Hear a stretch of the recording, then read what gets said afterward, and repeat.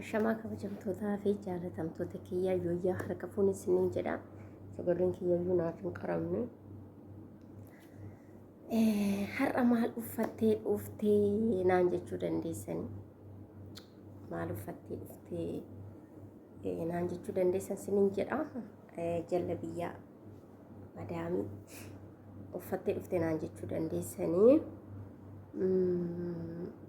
Uffata jallabiyyaa madaamii kana abbaa manaa isheetu shammoo meeqa bitee fi dhufee?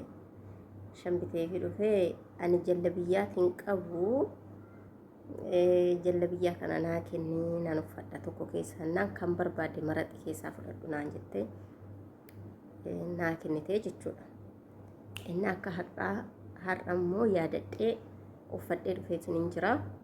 Har'a madaamii fakkaattee dhuftee naan jechuu dandeessuun argitanii balaqqisaa asirraa qabaa. Inni harkisaallee dheeraadha nan gabaabsa isiniin hin jedha. Innaa wanti inni qabadhee dhufe waan gabaabaadha isiniin jedha. Ashamaa kabajamtootaa fi jaalatamtoota kiyyaa yooyyaa harka fuune isiniin jedha. Hundi keessanuu viidiyoo kana sheer laayik kooment gochuudhaan na bira dhaabadhaa isiniin jedha. የምትከታተሉን ሁላችንም ይሄ ቪዲዮን ሼር ላይክ ኮሜንት ብታረጉን አግዙን ነው የምለው። ዛሬ አንድ ቪዲዮ አጭር ቪዲዮ ይዤ መጥቻለሁ ማለት ነው። በቻልኩ ቋንቋ እናገራለሁ ማለት ነው። በሁለቱ ቋንቋ የቻልኩ ቋንቋ በአማርኛም ቢሆን በኦሮምኛም ቢሆን አንዳንድ ነገር እየተቀላቀልኩ እናንታችሁም የምትረዱበት ይሄን ቪዲዮ ማለት ነው ይዤ መጥቻለሁ ማለት ነው። ሁላችንም ደግሞ ቤተሰብ የሆናችን አበረታቱኝ። ቤተሰብ ያልሆናችሁ ደግሞ የኔ ቤተሰብ ሁኑና አግዙን ነው የምላችሁ። እና እኔ አንድ ቪዲዮ ይዤ የመጣሁት ዛሬ ማለት ነው ሶሻል ሚዲያ ላይ የሚሄደው ሙባረክ ሙሰማ ማንም የማውቀው የለም ማለት ነው። ሁላችን እናውቃለን። እና ሙባረክ ሙሰማ namni wallaalee hin jiru jechuudha. Hundi keenya ni beekna. Inna rakkataa kan bira dhaabbata jechuudha. Rakkataa yeroon sinin jedhu warroota kaleen isaanii dhaabbattee kaleen isaanii hojjechuu didee deebisaati immoo warroota karaa seera malee deemanii jechuudha. Seera malee deemanii warroota karaatti qabamanii hidhamanii deebisanii immoo erga hidhamanii ka'aniin booda immoo jechuudha birrii hamma kana fiddan malee yookiin kalee keessan of keessaa baastanii gurgurtan malee jedhanii warroota hidhamanii yookiin immoo kalee isaanii of keessaa baasanii kennuudhaaf warra qophaa'anii isadha jechuudha. Kan qaqqabee baasaa ture haadha keenya tokko ijoollee kiyyan guddifadhattee biyyaa baatee isheen illee achitti qabamtee maqaa Mubaarak Musammaatiin jechuudha. Kan isheen achi baatee birrii uummanni walitti guure haa ta'u birrii kana uummatatu walitti guura. Beera sabii kamtu walitti guura.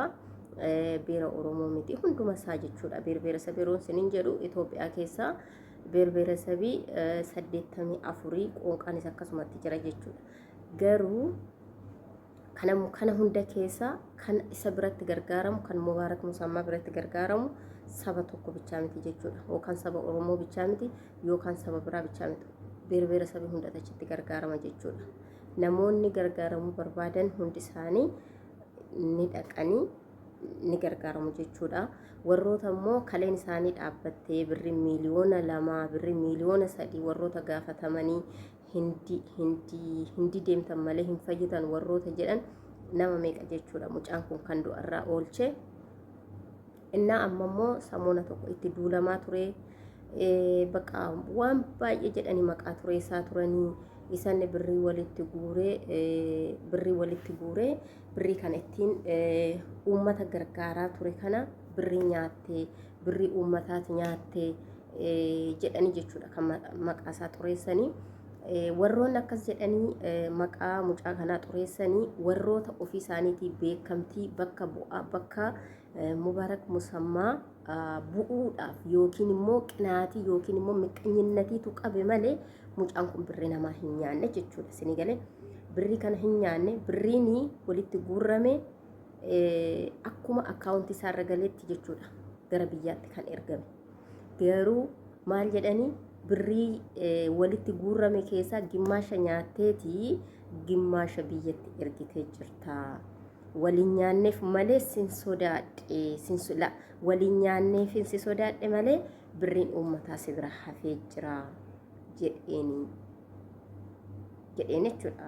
Jechuun nama beekamaadha. Waliin nyaatanii jiru Kaayiroo keessatti waliin dhuguu waliin waa hundaa godhu jechuudha. Innaa kanaafuu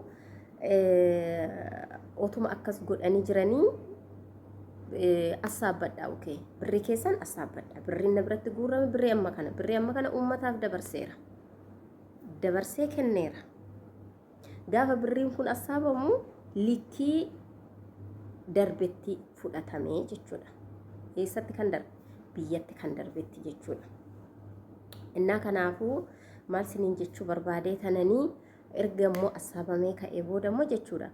Birriin sun erga assaabamee birriin sun meeqatu biyya galee meeqatu uummata bira ga'e yoo jedhamu erga assaabamee booda immoo bilbila kee keessatti birrii hafetu jira. Kan giiftiin kennametu jira. Kan kachaabbii immoo maal jedhan kan kennamutu jira. Warroonni kun bilbila kee keessatti hafanii jiranii bilbila keellee fidi jedhan. Yoo bilbila isaas gadi baasanii birriin kun herreegamu birrii uummataaf gale malee birrii Mubaarak biratti hafee hin jiru jechuudha. Innaa Mubaarak musamma maal argate? Dhugaasaa argatee uummata fiilla fiitiitti nama kuma meeqa keessatti hattummaadhaan yookiin immoo hawwaarraduu barbaadaniitu Waaqayyo dhugaa isaa baasee amma immoo kunoo dhiibanii gargaarsa keessaa baasanii jiranii.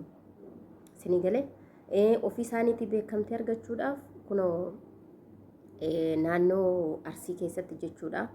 Uummanni rakkatee buqqeetu jira. Isaan gargaaruudhaaf jecha kan dur eessatti gargaaramaa ture Mubaarak musammaa biratti gargaaramaa ture jechuudha. Uummanni kamiyyuu jechuudha. Kanan jedhu sanan jedhe adda baasee waan hin dubbadhuun qabu jechuudha. Innaa mucaan kun nu biraa dhugaa qabamoo hin qabu yoo jenne mucaan kun dhugaa nu biraa qaba. Haqa nu biraa qaba. Nuuf xaareera. Nama dhibame nuu yaale nuu fayyiseera. Kan mana hidhaa keessa jiru birrii haga kana fiddan malee hin ajjeefamtu warroota jedhaniin jara kanallee birrii kana walitti guuree mana hidhaa baaseera. Lubbuu nama meeqa baraareera jechuudha. Mubaarak musammaa galata guddaa saba hundaarraa qaba jechuudha. Keessumaa saba Oromoorraa galata guddaa qaba mucaan kun jechuudha. Innaa kanaafuu namni jabaasaa tokko jabeeffachuu qaba ture. Isin galee miti? Amma mucaan kun jabaadha. Barana miti kan inni jammare hidimee likkisaati jechuudha. Kan inni uummata bira dhaabbatu hidimee likkisaati jechuudha. Kan inni uummata gargaaru jechuudha. Isin galee? Innaa kanaafuu ani wanti isiniin jechuu barbaadu sagalee ta'aa fi maqa xureessii bakka haadha ofii boolla keessatti arrabsuun haadha duutee boolla keessa jirtu ol baasanii jechuudha. Otoo haadha qabanii namni lafa keessaa bahee hin jiru. Kan sin garran hundi keenyayyuu haadha qabna jechuudha. Haadha malee hin dhalannu. Isinii galee? Nutis immoo booda haadha ilmoo ta'uu dandeenya. Innaa har'a gisee haati keenya lafarra jirtu osoo arrabsamtu isheen duute lafa keessatti amma fakkeenyaaf haati Mubaarak musammaa jechuudha. Nama lubbuudhaan addunyaa kanarra jiru miti. Lubbuudhaan hin jirtu jechuudha. Duuteetti hin jirtu lafa kanarra.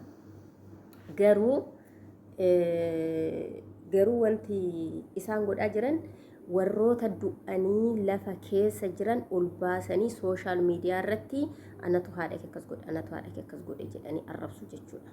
Innaa kanaaf hundumti keenyayyuu of eeggannoo haa godhannu. Haadha keenya manatti narrabsiifnu.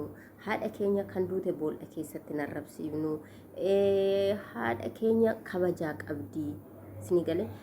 Akka keenya miti ishiin yookaan sooshaal miidiyaa kana fayyadamuu beekti yookaan fayyadamuu hin beektu. Waan uummanni godhaa oolu kana isaan hin beekan jechuudha. Hundi keenyayyuu namoonni baadiyyaa keessatti dhalannetu jira. Namoonni magaalaa keessatti dhalannetu jira. Keessumaa ilmaan qotee bulaadha jechuudha. Warroonni itti baay'annu. Innaa kanaafuu haadha keenya manatti narrabsiisinaa siniin jedha. Mubaarak musammaa immoo saba kamirraayyuu saba hundaarraayyuu galata guddaatu qaba siniin jedha. እና ከናፉ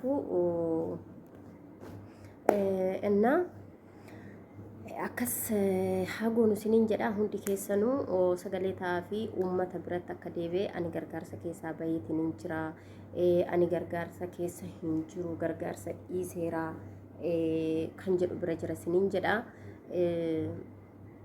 kanaafuu kan uummata isaa biratti deebi'e uummata isaa gargaaree kan dhibame dhibeerraa akka fayyu uummata beela'ee uummata buqqa'ee akka gargaarsisiisuu hundi keenya sagalee haa taanuuf siniin jedha እና እኔ ያልኳቸው በአማርኛ አንዳንድ ነገር ልናገር አንድ ነገር የምናገረው ማለት ነው የሙባረክ ሙሰማ የሚታውቁ ሰዎች ሶሻል ሚዲያ ላይ ብዙ ሰው ይረዳል ማለት ነው ብዙ ሰው ይረዳል እየታመመበት እየታሰረበት ሁሉ ነገር እየተደረገበት በብዛቱ ብር ሲጠየቅ ማለት ነው ብሩ ይጠየቃል ወደ 1000 ሚሊዮን ወደ 2000 ሚሊዮን ምናምን ሲጠየቀው በብር በብዛቱ ብር ላይ ምንም ሳያረጉ ሲያጡ ማለት ነው ርዱኝ ብሎ ወደ ሚዲያ ላይ ይወጣሉ ማለት ነው እናታችን እና ብዙ ሰው